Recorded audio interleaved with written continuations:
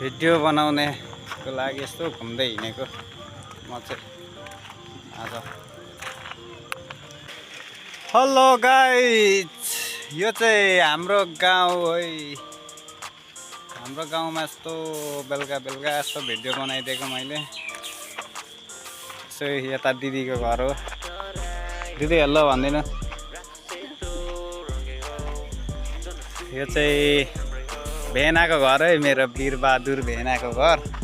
भत्केर यो हड्डी मात्र भएको छ, छाला साला मासु सासु सबै खाइसकेको छ। यता काकाको घर, चन्द्रे काकाको घर, पुरानो घर त्यहाँ छ। पर छ परुकाको घर। अरू यता म बाटोतिर जाँदैछु अगाडि सामान यसो यहाँ गएर बस्दिनु पर्यो भनेर नि टक्कसँगले भिडियो बनाएको कि आजको हाम्रो।